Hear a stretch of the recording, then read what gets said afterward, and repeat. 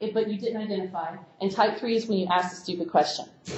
So we see a lot of type 3s, kind of funny. We're going to examine this through the lens of the 3rd grade science fair. Actually, we could call this the lens of the science methods course that was taught concurrently with my class this past term.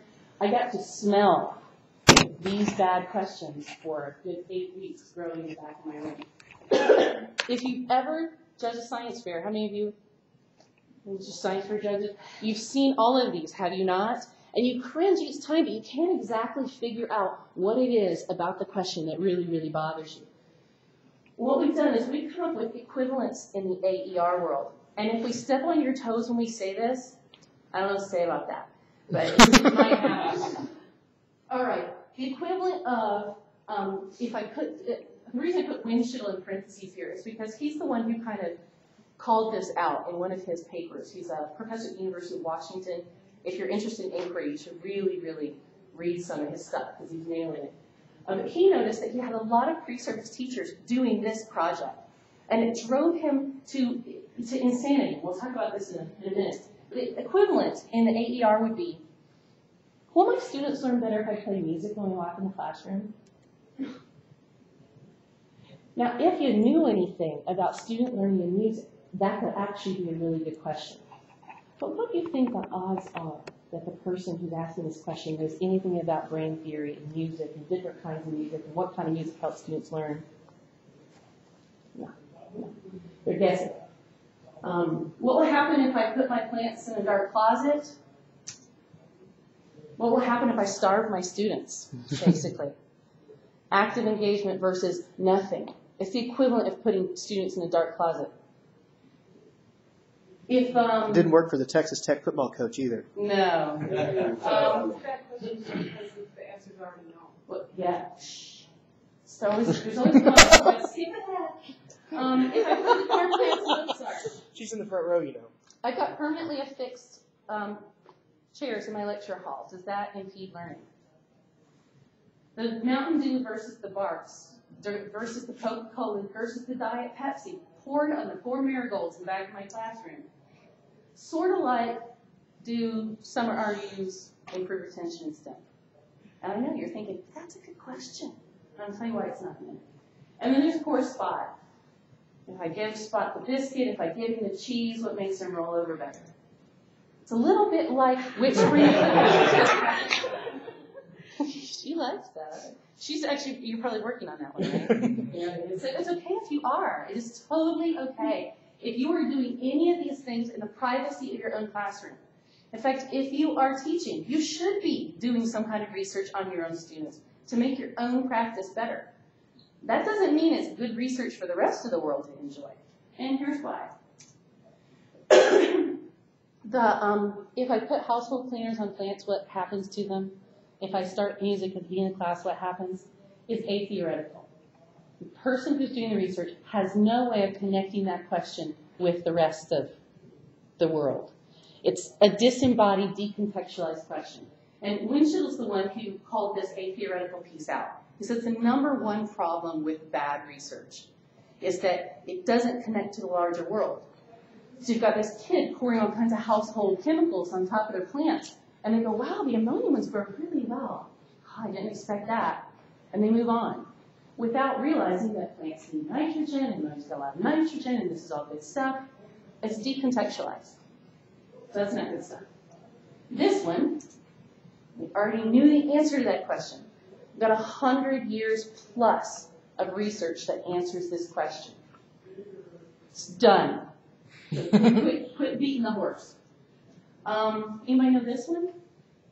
If I grow corn plants with Mozart, if I move the non-movable chairs in my classroom, what's wrong with those? Just because it's impractical to play Mozart to a huge cornfield. Put speakers out there at the end of the irrigation system. No, put speakers on the end of pivots, and as they go around, I'm going to play Mozart, or maybe Metallica to my corn and see what happens. It might drive the cows crazy, I don't know. I wouldn't call the fixed chairs impractical because there are situations where that can be remedied. But it's so tough. Oh, I agree. It would be Yeah. tough. And I think that I just don't see that as a question that of all the things that could possibly be going wrong in your classroom, it just doesn't seem like the one that's going to change the world. For dollar, it's probably not your best bet. You know? Yeah, exactly. It was hard coming up with, it's sometimes hard coming up with the examples, but yeah, you need to put speakers on the end of your pivot, which now that I live in Wyoming, I'm very proud to say that I know what a pivot is. I didn't know that before. But it's unactionable. So what about the marigolds and the retention? Like in your gut, there's something that says, the question isn't juicy enough for me. What is it you want to know that's beyond this question? Is it possible to connect the two? How does it work? I was going to say, why does one do better than another? In and of itself, the retention question is kind of a lame question. For one, it's really difficult to get to. But two, if it does work, so what? How do you use that knowledge for something else? Do you think the average third grader knows what's in the Mountain Dew and the barks that would make any difference? No, there's no mechanism underlying it. So we call those kinds of questions, we would maybe call them questions. Here we go. Go forward. There we go. We call them black box. And what's wrong with the last question? Wait, can I throw a fit about that? Yeah, later. Okay, sure. Scott, write that down. John's going to throw a fit later on about something. John's going to throw a fit later on. It's because they're imperfect examples. They're better examples in the book. What's wrong with the fifth question? You say something's wrong with it. I know you're privately harboring little clicker dreams. You're going to do your own little clicker exercise in the classroom. It's a distinction without a difference.